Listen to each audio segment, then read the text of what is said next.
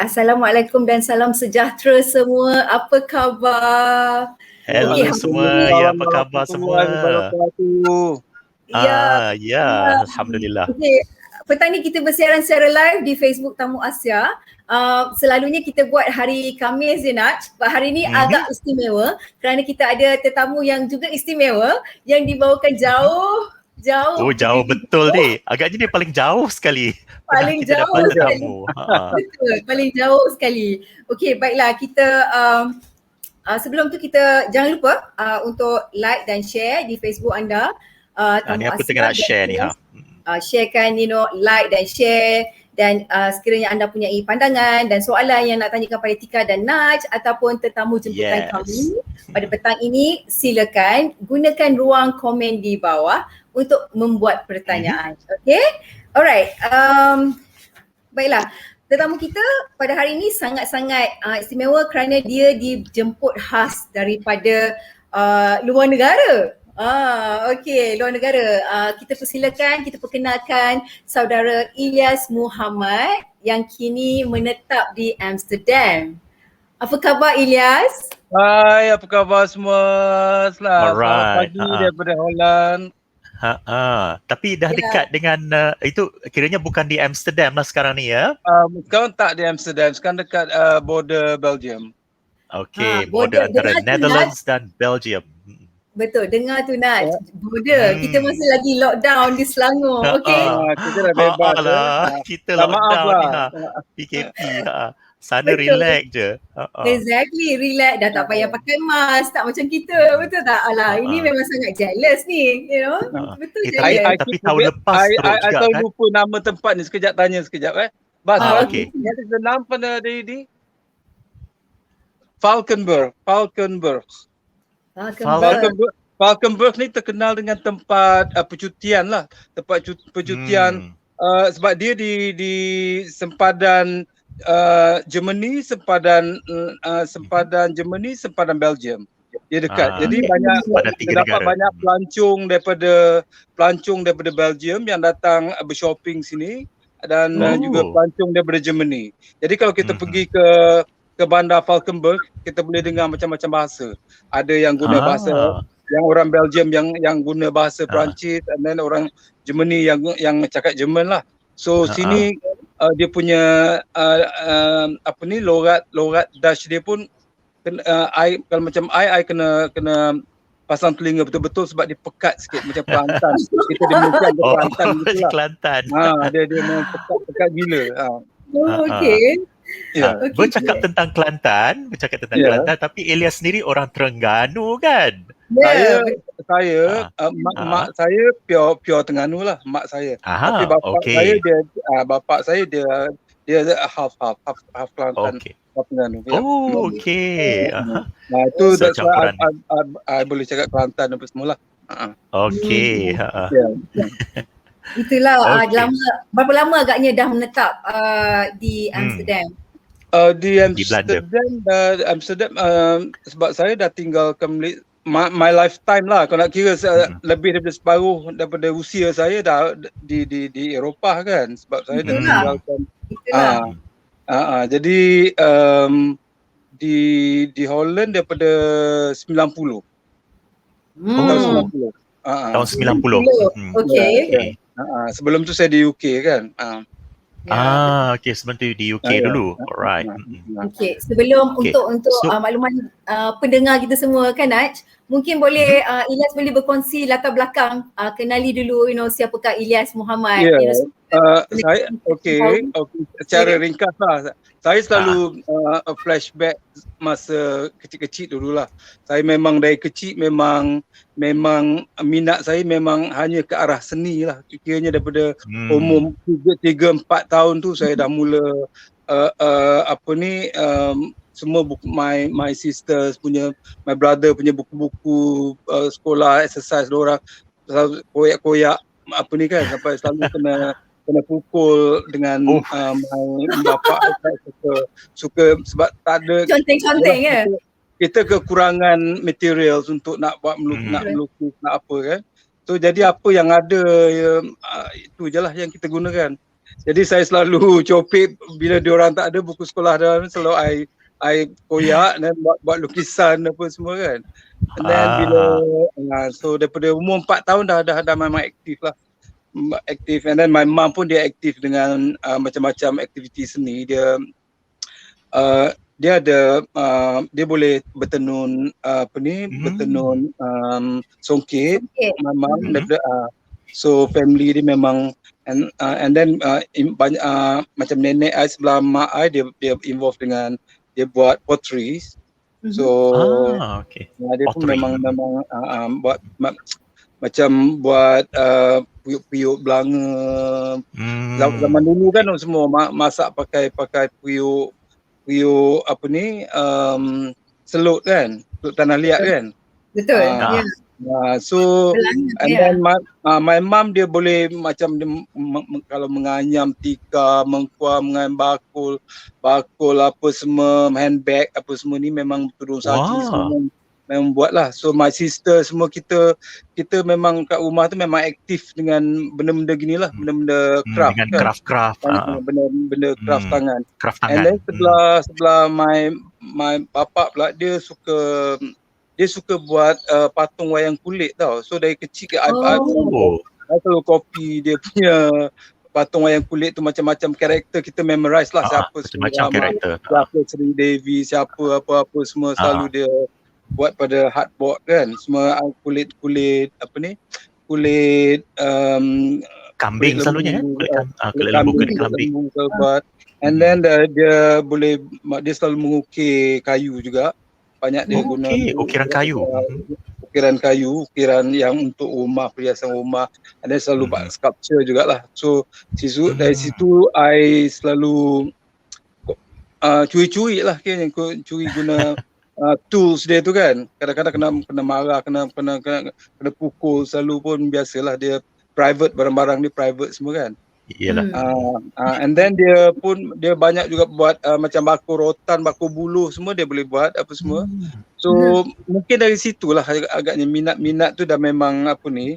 Cuma macam my parents dia tak galakkan lah anak-anak untuk serius apa ni.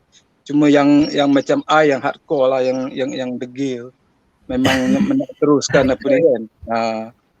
So tapi masa kecil I memang, sebab kita rumah dekat tepi pantai.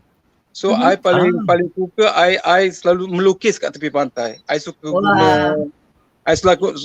guna pantai tu kan, pasir, melukis kat pantai, and then I suka buat sculpture. I suka buat I selalu kalau masa tahulah orang kampung dia memang kalau kita buat sculpture bentuk apa ni kehidupan ni kan dah salah. I masa tu umur 5-6 tahun I dah suka buat patung ikan duyung tau, besar. I selalu so sambil tunggu my father balik daripada laut tu, I buatlah beratur berekor-ekor ikan duyung kat bila my father dah sampai balik dari laut, tengok dah ada orang tengok anak engkau berekor-ekor ikan duyung buat tu kan. Kena bantai lagi, tapi tak serik lah kena bantai. Memang itu dah hobi kan. Itu belum ulit mayang lagi tu. Belum lagi. Ya, betul. Jadi jadi di Amsterdam kan, apakah pekerjaan ataupun punca pendapatan pencarian yang saya full time lecturer lah. Saya mengajar seramik sebab saya specialist di bidang seramik. Jadi keramik, tembikar. Full time daripada tahun 2015 lah. 2005. 2000. Lama lah. Wait. No, 2015. Sorry. 2015. Sebelum tu I freelance. Sebelum tu freelance. I freelance. Masa tu I dah mula daripada first I datang Amsterdam, lepas tu I buat freelance, lepas tu I dapat lagi offer untuk masa tu lukisan je. Ya, betul. I mula datang. And then lukisan painting And then I dapat scholarship untuk buat untuk buat ceramic punya course dekat European University. I dapat grant kan, dapat grant 18,000 euro masa tu.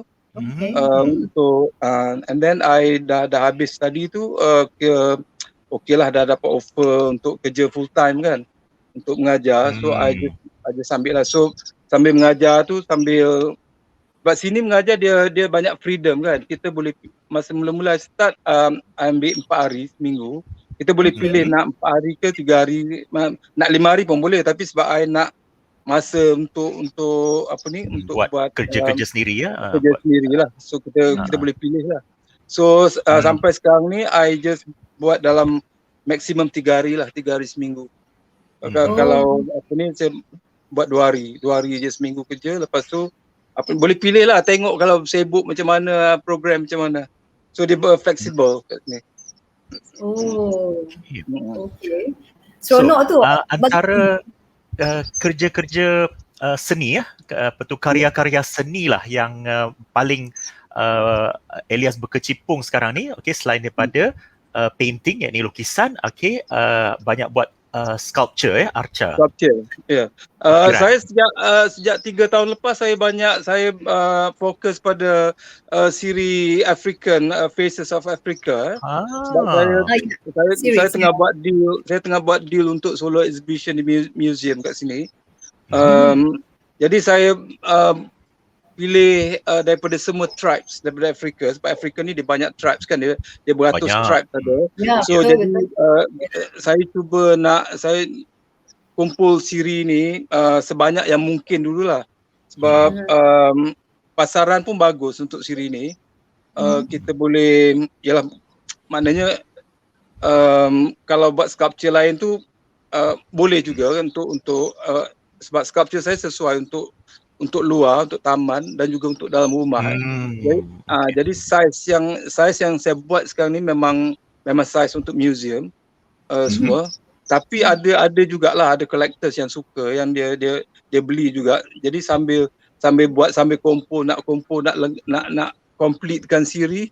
Tak complete juga sebab asyik jual. Orang nak kita jual kan. Yalah. Itu pendapatan kan, rezeki. Pendapatan kan.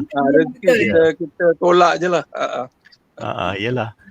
Jadi saya dia punya ni siri ni ya. Bahan tu dibuat daripada bahan seramik tembika lah kan. Dia mana dapat bahan tu? Dia punya macam kat sini ada supplier dia lah. Kita boleh cari. Tapi kebanyakan daripada sculpture yang saya buat, saya olah sendiri. Saya selut tu saya design sendiri. Okey. Ada sekejap Ada orang naik motor apa dah tak dengar dah. Okey, saya olah sendiri sebab saya lebih suka determine kandungan apa yang ada dalam selut yang saya buat tu. Sebab macam saya bagi example, katakan selut di Malaysia kita tak banyak variasi kan. Jadi kita tak tahu kekuatan dia kita boleh bakar, sama ada kita boleh bakar pada tahap suhu yang paling tinggi ke tidak. Jadi kita kena olah balik benda tu, kena tambah bahan ground materials, kena tambah apa yang perlulah untuk jadikan benda tu kuat. Sebab macam sampel yang saya buat kat belakang ni, saya bakar dekat 1250 degree Celsius. Jadi kalau macam saya 1250. Jadi kalau macam saya letak di luar, di taman kan, dia tak kira musim sejuk, dia kena salji ke, dia musim panas apa ke, dia takkan rosak. Dia memang tahan, dia memang jadi macam batu, betul lah. Dah betul-betul kuat dah. Jadi pokoknya Elias walaupun memang benda tu benda seni, untuk olahkan tu you need a lot of artistic talent, betul, tapi di sebaliknya tu ada sainsnya juga kan, kena research ada dia macam profesor punya kerja lah, sebab kita semua bahan material saya cuba guna semua benda yang available, dia ada persekitaran kan, macam macam benda recycle, katakan surat khabar lama kan, surat khabar lama, abuk kayu, abuk gergaji apa semua, and then nak batu-batu kelike yang untuk kuatkan dia kan. Jadi kita kena kira percentage dia semualah. Kita kena buat sampel semua dan kita bakar, kita masuk oven semua. So nak determine percentage tu lah yang makan masa sikit. Kadang-kadang kita buat salah, kita masuk 15% dia tak cukup ni, nak masuk ni. Jadi semua memerlukan pengiraan buat benda tu. Okey, betul. Jadi and then lepas tu kita dia punya glaze pula, glaze dia pula glaze kan. Sebab selalunya glaze kalau kat sini di Holland, orang yang buat sculpture dia terus namakan dia ceramis kan. Ceramis tapi ceramis dia orang beli apa ni ready made punya selut kan. Beli seketul selut buat dapat. Actually ceramis you nak kena faham selut kan, you nak kena faham selut apa yang ada dalam selut tu, apa semua kandungan dia, and then you nak kena faham glaze dia. Macam sini pun glaze, banyak yang beli ready made punya glaze kan, pergi kedai macam you pergi supermarket and then you pilih brand, you pilih colour kan. Betul. Tapi macam saya buat sendiri semua. Semua glaze saya buat, baik sculpture, baik bahan-bahan yang benda barang lain semua, sebab saya tak nak barang saya sama bila compare, ini aku dah tengok glaze colour ni lebih kurang sini-sini. Sebab tu saya suka design sendiri, baik dari segi colour, dari segi efek, kilauan dia ke apa semua saya buat sendiri semua. Alright. Jadi itu banyak juga trial and error mesti banyak trial and error dari awal endless punya research lah, sebab kita betul. Kita ada evolution dia daripada awal, kita nak yang terbaik kan. Jadi bila dia nak kena ada sifat lah, nak kena ada karakter kata orang tu. Betul. Jadi kalau macam kita buat guna ready made glaze, nanti orang terjumpa pergi galeri ni, orang dah terjumpa, ini aku macam dah pernah tengok glaze ni somewhere kan. So I punya memang individual semua, dia tak sama dengan orang lain. Custom made. Betul custom made. Ilyas, soalan juga untuk yang menghasilkan sculpture yang seperti di belakang Ilyas tu, berapa lama tu jangka masa untuk buat macam tu? Tengok mood lah tengok mood kalau tengok mood. Yang macam yang gini saya buat sambil mengajar sambil tunjuk kajian, sebab kita ada projek lah kadang-kadang kalau untuk buat sculpture macam ni, ada student yang inilah, kita ada group yang memang minat untuk buat portrait kan, katakan. So kita daripada awal macam mana, sebab saya gabung bermacam teknik untuk buat ni. Dia bukan satu method je buat. Jadi kita bagi option kan. Jadi kalau nak kerja lebih cepat, lebih stabil ke macam mana, ada cara dia. Kalau yang katakan student yang baru, kita tak boleh nak bagi advance punya projek macam ni. Kita kena mulakan dengan yang basic punya method dulu. So macam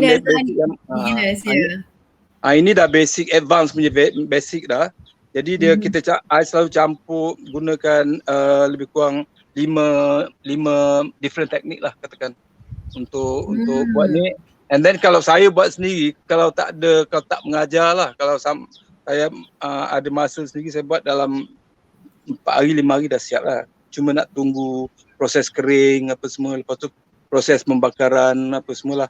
Tengok detail lah macam mana. Kalau kita nak elaboratekan lagi banyak, kadang-kadang saya punya siri ni dia banyak jewelries dia lah, apa semua bagai semua. Itu yang headgear kan, dia ada headgear, yang headgear yang apa ni, anting-anting dia segala tu takes time sikit, ambil masa 5-6 hari tengok. Tapi selalu saya buat sebab senang buat kerja secara bersiri kan. Jadi kita ada nak follow, lepas tu what snacks apa semua, ada family kita ambil, kita pilih satu tribe dulu. Buat satu tribe ni saya buat 4-5 ketul atau 6 ketul, and then tukar tribe lagi, ambil buat tribe ni 4-5 biji lagi, and then tribe lagi satu. So pilihlah mana yang sesuai untuk dijadikan siri. Ni Ilyas nak tanya balik pada kena bakar dia punya ukiran tu sampai ataupun sculpture tu sampai 1250 darjah Celsius. Okey, dekat mana buatnya tu? Dia ada facility dia macam mana tu? Tempat saya kerja lah, tempat saya mengajar. Okey, memang itu ada yang lah. saya suka macam dekat, sebab itu yang saya kata fleksibel tu kan. Macam tempat selalu benda ni very costly kan, kalau you nak kena ada studio, nak kena ada studio sendiri kan. And then nak buat setup studio tu kalau modal tak ada sikit-sikit, sebab di Amsterdam ni you nak kena ada semua, nak kena ada license kan. You tak boleh sebarang-barang buka studio tak ada license, sebab dia untuk tujuan keselamatan kan, sebab bila gunakan oven yang guna pembakaran tinggi ni, dia very risky. Very risky. So you nak kena dapatkan lesen khas daripada majlis perbandaran lah. So ya untungnya macam saya, sebab tempat saya kerja diberi kelonggaran untuk yang saya untuk private, untuk yang saya buat sendiri pun dibenarkan sebab dikira eksperimen, dia research, dikira research yang saya buat, saya boleh share dengan student semua. Itulah yang kelebihannya. Okey. Selalunya kan Ilyas, untuk dalam satu kelas you berapa ramai student tu? Dia tak, kalau macam sebelum musim COVID dulu, saya boleh ambil dalam 8 orang lah satu grup. Kita tak boleh nak sebab yalah benda ni benda detail kan. Kita nak kena fokus daripada satu setiap individual, kita nak kena betul-betul bagi tumpuan. Kita tak boleh nak tamak nak ambil secara general, ambil 20 orang. Sebab ini bukan seminar atau workshop kan. Ini betul-betul training ya. Ini training individual punya training, very very intensive training.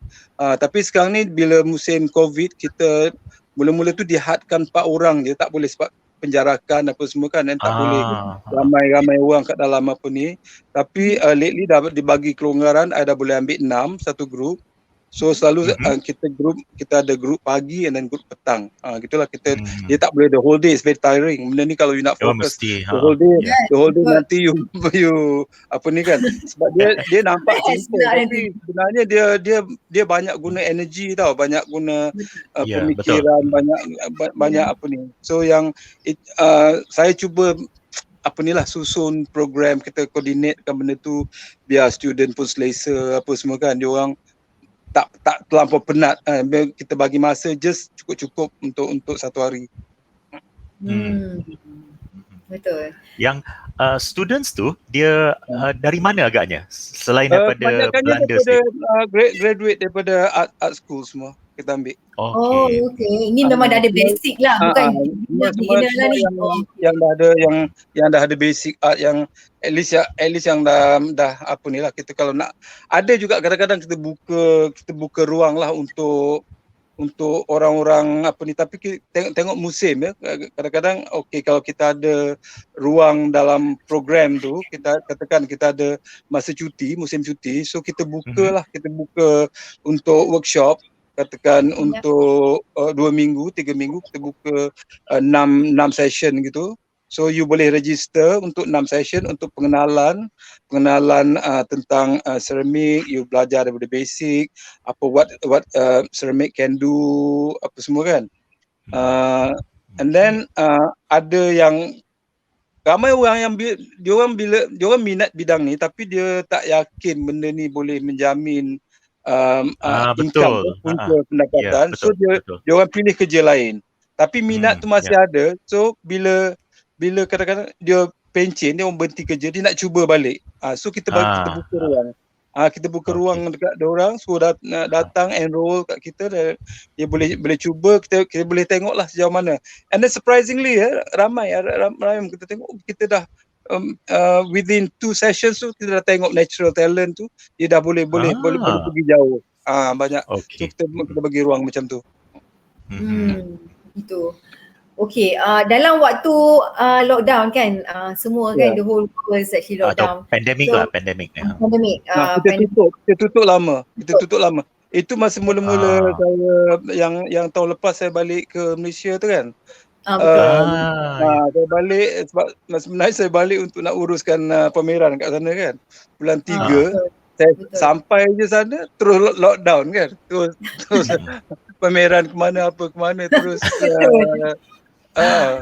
Ya, betul. Tapi dalam tempoh pandemik tu, lockdown tu, adakah inisiatif untuk untuk membuat pembelajaran tu secara digital atau bagaimana?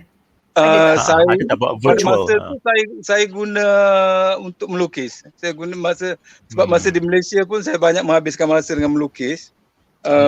Mula-mula tu sebab yalah dah terperap kat dalam rumah satu hari satu malam tak tahu apa nak buat. Nasib baik saya bawa balik materials kan. So start contoh-contohin sikit-sikit apa semua sebab nak warm upkan balik. Masa tu belum ada projek lah yang betul-betul saya nak buat siri apa sebab bila kita mula dengan benda-benda macam ni kita nak kena ada goal dia kan. Betul, ya. Di masa certain goal itu yang initiate kita punya kalau setakat suka hati tu macam tak serius kan. Jadi tak buat kerja pun macam sambil lewa. Kalau macam kita ada goal untuk exhibition ke apa semua ada tujuan ada matlamat kan. Ada tujuan itu memang kita buat kerja seriously lah. I selalu set masa daripada pukul 9 pagi sampai 6 petang memang buat kerja lah. Tak kira lockdown lockdown memang terus ada carry on. Disiplin Dia lah. nak ada disiplin. Memang buat art memang kena disiplin yang paling penting sekali lah. Bukan disiplin yang teknik melukis je tapi disiplin kita disiplin diri masa, kan. Kita nak set berapa jam seminggu katakan. I selalu set 40 jam seminggu katakan. So tak kira lah kalau kita break hari Khamis ke hari Rabu ganti dengan hari Ahad, hari Sabtu. Tapi 40 jam memang nak kena ada. Tak boleh tata diri. Tak boleh suka-suka cincai suka hati rasa nak berhenti buat. Tak jadi kalau buat gitu. Disiplin memang penting sekali. Mesti akan siap kan? Ya. Sebenarnya memang semua jenis art seni tu memang macam tu, sama ada melukis, buat sculpture ataupun menulis. Penulis pun sama juga. Dia kena ada dia punya disiplin kan. Disiplin tu yang paling penting sekali lah bagi saya. Betul. Pendapat saya lah. Sebab saya tengok ada orang yang macam suka hati je rasa nak buat. Sebab saya banyak bergaul dengan semua professional artis semua kat sini kan. Saya pergi studio dia orang pun macam tu. Dia orang lagi gila-gila daripada saya lagi. Dia orang sampai malam kadang-kadang terus lagi carry on. Terus ada yang kerja sampai 80 jam seminggu pun. Betul-betul nak apa ni. Sebab kalau nak jadi artis suka-suka macam yalah itu pilihan masing-masing lah tapi you jangan yang tu lebih pada macam hobi lah kot yang tu lebih pada hobi lah bukan hobi artis lain kan serius. Macam kita full time artis kita memang nak kena ada disiplin, nak kena set goal betul-betul. Sebab saya tengok saya punya kawan-kawan yang dah berjaya buka galeri sendiri apa semua kan. Tapi sekarang ni kita tak susah sikit lah sekarang macam nak cari makan apa-apa kejaya pun memang yalah betul kan sekarang ni so terjejas semualah macam artis pun sekarang memang terjejas banyak sebab galeri pun banyak tutup sekarang kan. Galeri dah tak boleh nak cover cost apa semua. Jadi pandai-pandai nak hidup tu, pandai-pandai nak kena cari extra clients. Macam saya, macam untungnya sebab saya galeri okay juga dia punya sales. Walaupun dah musim ni ada yang jalan juga sekarang dia call okay. Ada klien yang minat you punya ni tapi dia orang minta tanya boleh dapat 10% discount ke apa semua gitu. Dia orang gunakan pandemic punya season ni minta diskon pula semua kan. Ya. daripada benda tu terperap kat Yalah, galeri betul. berbulan-bulan. Ya. Let go je lah, nanti aku buat baru balik gitu. Ya, Betul. betul. Ni bercakap tentang lukisan ya, yang Elias kata memang pada mulanya sebelum buat ukiran ataupun sculpture memang buat lukisan. Okey, jenis lukisan ataupun genre ataupun rupa lukisan macam mana yang minatnya tu? Apa yang selalu dibuat? Saya tak bagi saya genre apa semua ni tak penting sangat apa yang saya minat masa tu, sebab saya punya series selalu berubah. Okay. Saya tak tetapkan pada satu genre saja untuk apa ni. Tapi walaupun banyak saya berubah dari satu jenis ke yang lain, tapi saya make sure identiti saya tetap ada kat situ kan. Bila orang tengok, orang recognize, oh this is his work apa semua kan. So macam gemalai macam gemalai kan. Sebab masa mula-mula saya datang ke Holland dulu, saya tengok terlampau banyak sangat kan. So macam mana nak stand out kan daripada orang lain. Kita kena pastikan kita buat sesuatu yang berbeza daripada orang lain kan. Itu penting tu.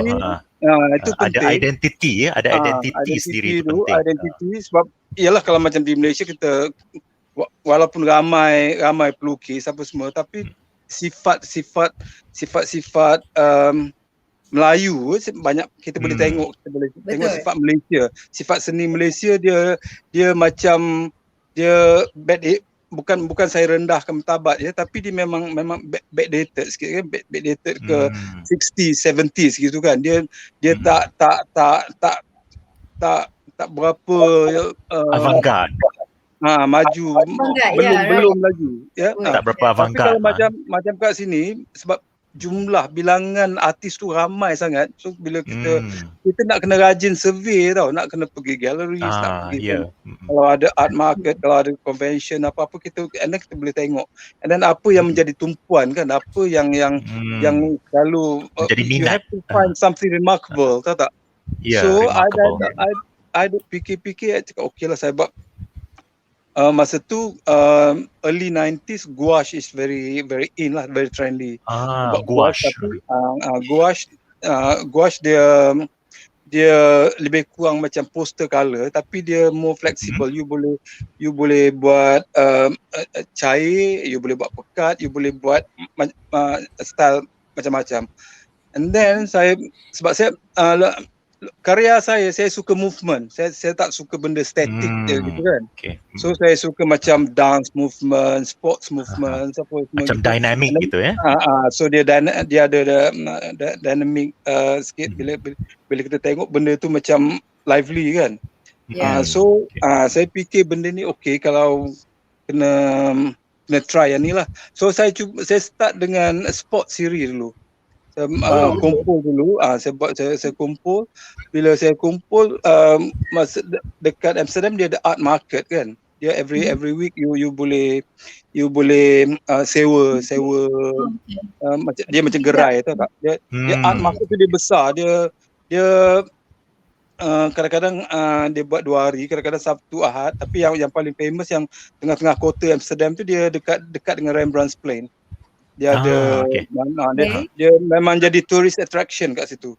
Jadi kita sewa satu gerai tu macam panjang dia dalam 4 meter gitu. Jadi kita boleh display lah semua. Lepas tu sebab kat tempat tu banyak gallery owner apa semua collectors, dia datang tengok tau.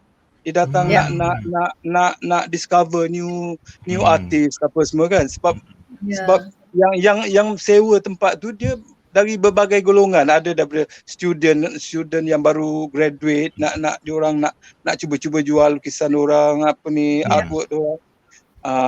Jadi saya dalam bulan pertama tu dah ada gallery approach saya. Gallery yang kira okey punya gallery lah, yang di Amsterdam, dia Ying and Yang gallery masa tu. So reputable gallery lah maksudnya. Dia tanya, you minat nak apa nak display you punya karya karya dekat galeri kita ke tak? So kita terus tanya commission lah macam mana apa semua kan. Masa tu macam in the 90s tak mahal sangat macam sekarang ni. Sekarang ni kalau you approach gallery paling sikit dia orang minta commission 50% kan. 50 atau 60%. Kalau Amsterdam paling murah 50% you kena bayar. Wow. So 50%, tapi kalau 60% tu normal. Wow. And then plus kena bayar, kena share opening untuk perasmian. Kena share cost of drinks, snacks semua lagi. So kalau macam you letak harga lukisan 1,000 lah katakan letak 1,000, so 500 pergi pada galeri, and then you punya kena tanggung kos buat frame semua, kos pengangkutan, and then kos 50-50 untuk kos perasmian. Bila dia orang buat poster, dia orang buat invitation, dia orang drinks, apa semua snacks, you kena bayar juga lagi. So in the end, you just dapat dalam 30% je gitu. Wow. So and then masa dulu pula saya ada agent pula lagi. And then kena bayar agent pula lagi. Aduh. Tapi wah. Jadi tak banyak lah. Jadi yang tinggal balance macam 25% gitulah. Tinggal balance sebenarnya. So katakan I jual 1,000, harga 1,000, I dapat 250 je sebenarnya. Okay. Klien lah yang tanggung kos, yang bayar 1,000 tu kan. Aduh, I garu kepala dengan Itu asal dunia art kalau dekat Europe. Sebab tu sekarang ni saya tak saya jarang buat show di Amsterdam sebab saya tak nak rasa macam saya kena mock up price banyak sangat kan. Katakan kalau saya rasa katakan saya jual macam seketul yang kat belakang, sebiji kat belakang ni saya jual dalam kalau saya minta saya minta neto untuk saya punya kata saya tak kisahlah dia orang nak jual berapa, saya letak harga saya sebiji ni katakan saya dapat 10,000 katakan kan. So dia orang nak jual 20,000 ke, dia orang nak jual 30,000 ke, itu dia orang punya pasal. Senang buat deal macam tu. Okey, betul juga. Yang macam tu okey sikit. Deal macam tu senang sikit. At least kita puas hati kita puas hati harga yang kita nak. Saya campak semua dekat galeri, katakan saya campak 20 biji, okey yang ni 10, yang ni 15 clean neto semua untuk neto gitu. Senang buat deal macam tu. And then sebab yang beli sebab ramai collectors tau. Collectors dia orang berniaga, and then kita tak tahu dia jual berapa. Ada yang kadang-kadang saya jumpa dan ni tengok dekat magazine, tiba-tiba tengok I punya sculpture dekat rumah dia. Rupanya dia beli daripada orang lain. Selidik tanya harga dah 3 kali ganda dia bayar daripada macam tu lah. Tapi pandai-pandai dia orang lah kan. Betul. Betul. Jadi kita dapat apa yang kita rasa yang kita nak. I determine my own price berapa untuk I. Jadi kita malas cerita panjang lah. Kadang-kadang benda-benda gini kita nak kena cara bisnes dia tak sama dengan bisnes lain kan. Janji benda tu worthwhile dah okey lah. Alhamdulillah. Kita seni, kita yang buat kan. Jadi of course kita nak yang berbaloi, betul tak? Kalau macam tadi Ilyas kata 250, like nak kena tanggung kos dan sebagainya kan. Wow, itu rasanya sangat sikit untuk kita seni pun appreciate untuk diri kita, betul tak? Ya, betul. Bercakap tentang arts market ni Ilyas arts market boleh kita bandingkan sikit lah arts market di Belanda dan di Eropah secara umum dengan arts market di Malaysia dan Asia Tenggara secara umum. Apa kesamaan, perbezaan, apa kelebihan, kekurangan agaknya lah? Satunya di Holland ni sebab dia memang Holland terkenal dengan quality artist, quality artwork. Quality artwork kalau kita compare dengan Amerika katakan kan, sebab Amerika dia very modern kan, dia very contemporary apa semua. Sebab Holland dia punya background dia, kita bila kita compare semua all all the big masters, apa ni grand master semua Holland lah yang produce yang paling daripada Rembrandt, daripada Rembrandt, daripada Van Gogh, daripada Vermeer, daripada you just name semua yang grand master semua Holland lah. So and then kalau you compare dengan France, Italy, kita memang tak kalah lah Holland kan. Jadi yang macam Rijksmuseum pun dah diiktirafkan sebagai museum yang terbesar di Eropah yang mempunyai koleksi yang paling berharga kan. Rijksmuseum lah. Jadi pasaran untuk sebab sini kalau kita nak compare Europe, art is a lifestyle, tahu tak? Art is a part of life kan. So tak macam kita di Asia, life orang tak perlukan art sebab orang tak pandang art tu sebagai a part of your life kan. So dalam rumah kosong tak ada art, just pasang poster pun okey kan. Tak memainkan peranan di dalam kehidupan seharian. Jadi macam sini dia dah jadi culture sebab kalau you pergi, katakan you pergi holiday, you mesti cari museum kan. Tak pergi. Tapi kalau macam Asian punya tourist, dia orang melancong, dia jarang sangat lah yang berminat nak kan. Dia sebab kita punya upbringing tu lain kan. Kita tak dididik supaya menghargai art kan. Jadi keperluan rohani katakan, saya boleh katakan gitulah. Art ni keperluan rohani kan, bukan keperluan betul. Jadi dan minat tu tak ada.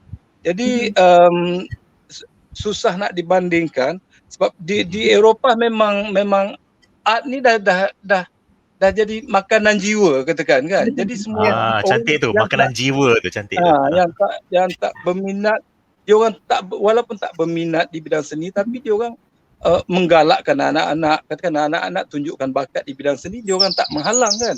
Sebab dia orang ikut, kita kena accept. Tapi kalau kita compare dengan masyarakat Malaysia lah kan, kalau mak bapak tak minat seni, bila anak-anak menunjukkan minat bidang seni, mereka buat apalah kau pilih bidang ni, tak ada masa depan, tak ada apa, terus dia punya negativity tu terus diserapkan pada keluarga, pada anak-anak kan. Jadi benda ni kita nak susah lah, kita nak ubahkan, nak macam mana kita nak bentuk mindset balik supaya art memainkan peranan yang lebih baik kan dia dalam kehidupan seharian. Ya, betul. Dan daripada segi macam Nash tanya tadi, dari segi bagi saya kualiti lah kan, kualiti. Sebab di Asia kita pendedahan kurang, pendedahan, and then kita macam di bawah dom yang tak boleh, belum keluar lagi asyik-asyik yang sama. Jadi bila saya masuk grup art di Malaysia, saya cuba nak tengok, kita nak pastikanlah, bukan kita tak suka yang betul, ada ramai, saya memang mengakui memang kita di Malaysia memang ramai artis-artis yang betul-betul berbakat apa ni, and then diorang tapi diorang suka dengan identiti Malaysia yang jati, tahu tak? Jati Malaysia. Jadi benda tu kalau untuk pasaran Asia boleh sebab kalau pasaran Eropah, nak masuk pasaran Eropah, dia kena ada pelukis-pelukis dari China lebih mendapat tempat sebab pelukis dari China kalau dari negara China, sebab dia punya sifat dia tak terpengaruh dengan ciri-ciri daripada Eropah, tapi dia ada evolution tersendiri. Kalau compare yang traditional punya art dengan modern punya art, tapi it's very strong character, tahu tak? Dia yang commercial punya value. Itu yang paling penting kalau nak Jadi kalau kita nak compare yang Malaysia punya, saya dapat tengoklah berapa orang ada yang betul-betul boleh mungkin boleh dibawa ke Eropah kan. Mungkin kalau dibawa ke Eropah kena dengan kontak dengan galeri ke apa, dia orang boleh mencipta nama di Eropah. Cuma bila dah tersumbat di Malaysia tak pergi ke mana-mana, jadi harga tu pun susah jugalah nak upgrade kan, nak sampai macam taraf harga di Eropah kan. Nak naik sampai juta-juta sekeping, memang agak rasanya di Malaysia. Ya, betul. Susah jugalah. Okey, sebelum kita buka kepada soal jawab dengan kita punya followers ataupun penonton kita pada petang ni, Ilyas, satu nak tanya, bagaimana cabaran awal yang ditempuhi oleh Ilyas daripada di Malaysia, lepas tu nak menempa nama di Belanda, di Eropah, di Amsterdam, bagaimana? Apakah cabaran-cabaran? Itu nak kena determine lah sebenarnya. You need to have certain level of determination. Nak tinggal ke Malaysia tu bukannya 1, 2, 3 okey aku pergi terus jalan gitu kan. So you nak kena melancong macam melancong kan. Macam nak melancong, okey cukup tiket tambang bas, tiket kapal terbang terus boleh jalan. Nak kena survey juga dululah, nak kena and then confident nak kena ada. It's about gambling, tahu tak? Gambling. Kadang kalau nasib untung sabut timbul, untung batu tenggelam kan. Nasib. Jadi tapi yang paling penting nak kena nekat lah, nak kena nekat, betul-betul nekat, and then you kena yakin dengan bakat yang you ada kan. You kalau you macam was okey, aku ni cukup bagus dah ke, nak apa ni, tak boleh. You have to understand marketing kan. You kena faham value your own art, the value of your own art, you kena faham kan. Bila you yakin your art is different from others kan, your art can sell, and then jangan shock sendiri jugalah. You nak kena ada, kadang-kadang orang bila dah shock sendiri kita nak tegur pun tak boleh dah kan. Kita tegur kan, sebab kita nak kena dengar pandangan orang kan, itu yang penting. Kalau macam jadi artis shock sendiri, semua yang you buat you dah rasa bagus kan. Bila orang kritik you melenting kan, tak boleh gitu kan. So kita kena bersifat terbuka satu, and then circle, tahu tak, your circle of friends tu yang paling penting. Circle, and then you nak kena macam network lah. Network, you nak kena rapat dengan orang tu, you nak kena rapat dengan writer. Network tu penting sangat. Network, you nak kena rapat dengan gallery owner, you nak kena tapi paling penting portfolio. You kena prepare portfolio yang bila orang tengok, wow, dia ni memang meletup lah. Kalau bila you present dekat galeri buka first page je dah wow, ini memang bukan calang-calang. Itu yang paling penting sekali lah. Jadi sentiasa perbaiki diri. Kita kena faham apa di mana kelemahan kita, sebab dunia art ni ramai sangat, ramai kita rasa kita terbaik, lagi berpuluh orang, beratus orang lagi baik daripada kita sebenarnya. Itu kita kena accept selalulah kenyataan kan. Betul. Okey, baiklah, mungkin kita ada macam inilah, kita kena jejak di bumi nyata lah. Ya, betul. Betul. Tapi macam saya ada idola. Jadi kadang kita belum kenal orang tu macam mana kan, kita tak tahu macam mana aku nak approach orang ni, bukan nak curi idea ke apa, tapi kita nak tips, kita nak belajar kan, macam mana dia boleh sampai ke tahap ni, sebab kita ada tahap master, kita ada grand master apa semua kan. So bila kita berpeluang macam saya suka, saya ni jenis kepo sikit lah katakan. Kita jadi artis ni nak kena kepo, nak kena rajin bertanya, nak kena peramah, tahu tak? Nak kena peramah. Kita senang buat PR dengan orang kan. Jadi bila kita approach orang, kita tak irritate orang. Macam mana kita nak cari idea, betul tak? Jadi bila kita nak approach orang dah nama gah kan, nama dia dah gah. Bila orang dah nama dah gah ni, dia macam ada tak semua orang boleh masuk kan. Jadi kita kena cari jalan macam ada screen sikit lah. Masuk jarum. Nak kena ada taktik dia apa semua. Macam saya suka, saya gunakan skill memasak saya invite. I nak invite you datang dinner rumah I apa semua. You pernah cuba masakan Malaysia ke tak apa semua kan. So saya selalu tackle dengan cara tu, tahu tak?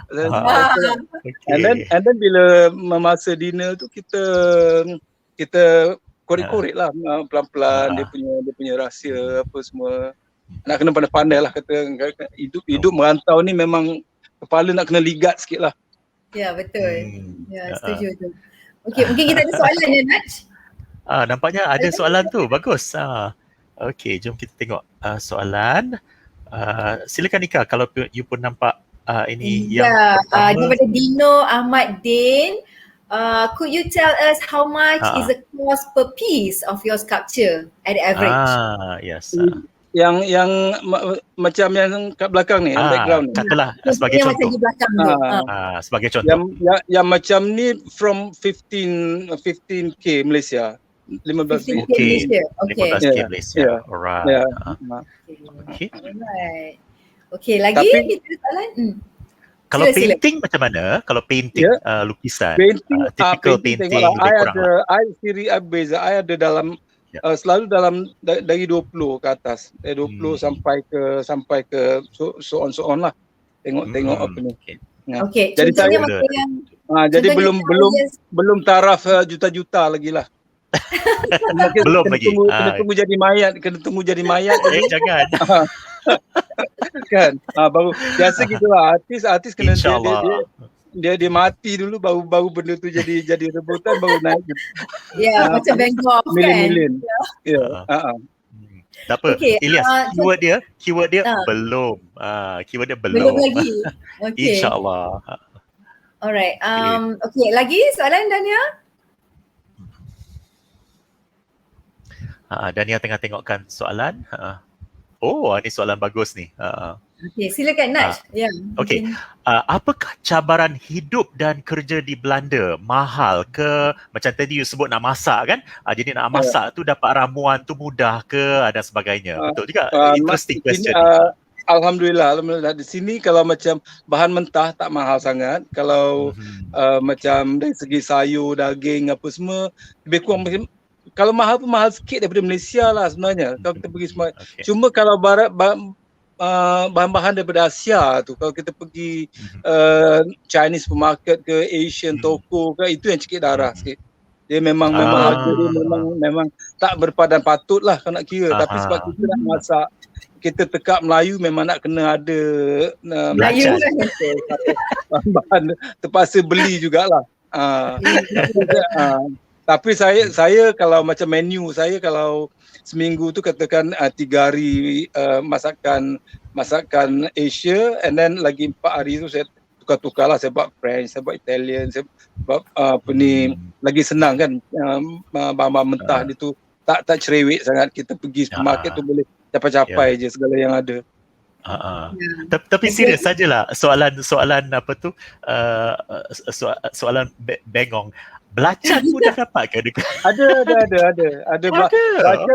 belacan. Kita ada belacan Filipina, belacan Indonesia, belacan Thailand, belacan powder pun ada. So kadang senang kan, tak payah tonyoh lagi tu dalam lesung, ambil powder cedok dengan sudu je masuk dalam sambal gitu je. Cencaluk pun ada semua. Cencaluk pun ada. Ya, semua ada. Okey. Naj, untuk yang seminggu atau 2 minggu yang lalu ni, Tika tengok dalam FB Ilyas, dia macam bawa Terengganu ke Belanda. Dia bawa kelompok reko, dia buat sendiri kelompok reko, nasi dagang. Memang I tak ada kopok, I tak boleh. I tak ada kopok sebulan I tak jumpa kopok, I pensang. So I selalu jiwa Terengganu Kelantan. Memang tekak Terengganu betul. Daripada dulu tak boleh apa ni. Sampai I pergi Sweden pun I ganti kopok. Okey. I nampak ikan yang sesuai dia macam ikan tamban kan. Dia macam herring, any herring family. Dia sesuai untuk buat kopok. Masa pergi Sweden hari tu, I nak terjumpa dekat pasar, terus capai je 4-5-6 ekor. Terus gentil buat kopok, buat sata terus. Oh lah, Mak betul. Sata. Oh, bestnya. Nampak balik Terengganu, bawa Terengganu ke Belanda. Bawa Terengganu ke Tapi satu Ika, Eropah. Ika, I nak cerita.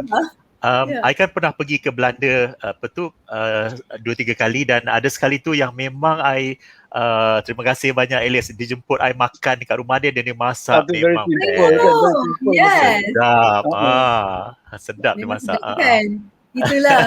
Okey, ada lagi I soalan? selalu kalau I suka kalau tamu datang I suka buat elaborate lah, kita macam show off sikit lah kita punya. Show off kita sikit. punya tapi masa kebetulan Nash datang dia tu tak very simple cooking je lah sebenarnya. Tapi tu benar memang sedap. Lagi masa tu Naj transit nak ke Iceland kan Naj? Nak kena Iceland apa semua. Terus kan? Ya. Alright. Okay, Ada soalan ni rasanya ni? Ada. Wah. Ni cakap Terengganu ni. Oh boleh nak cakap Terengganu boleh je. Cakap Okay. tapi I cuba. Hari ni masuk benda. Hari ni masuk benda. maksudnya- Hari ni tak mikir lagi nak masuk benda. Sebab mareng masuk benda. Mareng French. Mareng tu. Mareng tu. Mana? Okay. Mareng masak untuk tuan rumah mareng. Masuk untuk tuan rumah. Demand tuan, biasalah kalau saya kalau nak katakan kita berkawan biar ramai saya prinsipal saya lah, kalau berkawan kita lagi ramai kawan lagi bagus. Jadi kalau kita macam berjalan pusing-pusing satu Eropah ni, tak payah nak cari tempat tinggal ke hotel ke, just call kawan, okey aku plan lagi 2 minggu nak sana sini. Sebab saya pun bermurah hati jugalah kalau kawan nak datang Amsterdam, kalau setakat 2-3 malam, kau seorang 2 orang tu, engkau tak payah cari-cari hotel lah dan duduk dengan aku je kan. Di mana nak aku boleh masak, boleh apa. So kita macam return the favor lah kan. Kalau macam saya kalau saya berjalan saya pergi mana-mana lah, saya pergi Germany, saya pergi Switzerland ke, pergi Italy, sebab kawan dah merata-rata, just one phone call lah katakan. Tapi kalau macam saya nak pusing katakan, saya punya minat yang ke belakang ni, saya suka travel by car. Jadi kalau macam kau singgah rumah kawan pun singgah makan, singgah jumpa mata je lah katakan. Yelah, betul. And then dia orang suka kalau saya masak. Bila saya sampai je, jom pergi. Kau nak perlukan bahan apa nak masak untuk malam ni gitu kan. And then dia orang pun panggil, jemput kawan-kawan lagi 4-5 orang. Bestnya. Terus makan ramai-ramai gitu. Then jadi untung berkawan itulah. Jadi bila kita merantau, kita holiday, kita just call je lah kan. Betul. Boleh apa ni. Okey, ada lagi soalan Dania? Ada tu. Hui, ini soalan bagus punya ni. So, are you married or masih solo, Elias? Ya, ada offer ke? Ada orang minat ni. Ada orang minat ni. Tengok color rambut boleh. Kalau color rambut boleh pakai lagi, okey.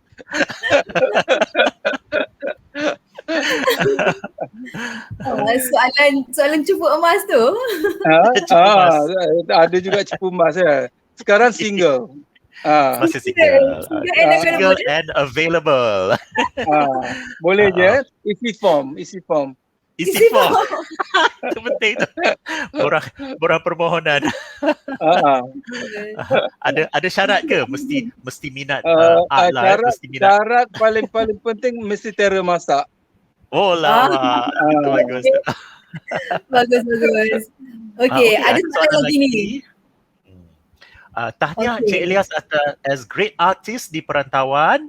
If you don't mind, boleh share sikit collectors yang collect your artwork, local or international. Collectors macam mana tu? Okey. Nak jawab soalan yang mana dulu ni? Kalau collectors, kalau dulu saya ada part bank lah dulu yang di Malaysia yang collect saya punya Arab Malaysian Finance. Dulu ada Oriental Bank, dia sekarang rasa tak wujud lagi dah, sebab Oriental Bank dulu dia sekali beli macam 10 keping gitu kan masa show di Malaysia. And then Maybank pun, sebab saya pernah buat di Menara Maybank, jadi Maybank pun ambil jugalah 4-5 keping gitu. And then ada Hong Kong and Shanghai Bank. Sekarang ada lagi tak? Ada. HSBC ada lagi. Ada. HSBC ada lagi. Ya, Daim Zainuddin pun ada juga 4-5 keping. Saya punya pilih. And then Datuk Azman Hashim pun ada. Azman Zain Azrai pun ada. So di antara itu yang Malaysia lah, yang Malaysia. Yang di Eropah, di Eropah dia gallery dia tak share nama buyers. Sebab dia takut kita buat direct contact lah, kita terus beli. Itu privacy lah, so kita kena respect dia orang punya principle juga. Jangan kecoh lah nak ambil tahu benda dah jual lah gitu macam tu. Iyalah. Janji benda tu jalan. Okay, Ilyas, dekat kita punya National Art Gallery ada ke you punya piece? You punya I ada dekat dekat Bank Negara ada. Okay. Galeri Bank Negara. Ada nama galeri apa? Galeri Kijang. Bukan Kijang. Kijang kan, suasana Kijang something. Sasana Kijang. Sasana Kijang. Yes. Di situ pun ada lukisan saya juga. Alright. Okay, baguslah. Bagus. Very good. Ada lagi soalan? Ada tak apa-apa lagi soalan? Nampaknya tak ada kot. In fact, masa pun just nice. Kalau tak ada, kita cuba playkan montage ni. Yes, montage ni. Koleksi daripada Ilyas, daripada kemudian lagi. Itulah, you tengok je dulu. Okay, boleh mainkan dia punya.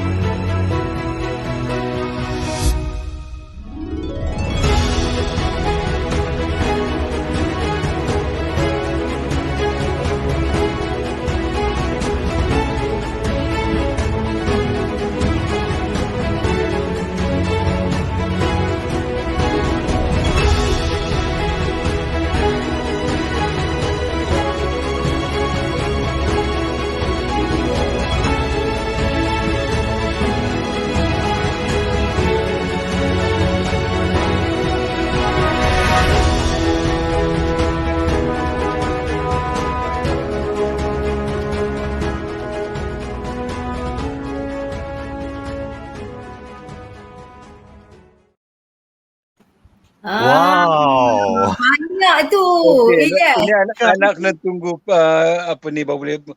Tengok. Tokoh-tokoh seperti ternama seperti P. Ramlee, kita tengok kat situ dulu. Ini ada kat belakang tu.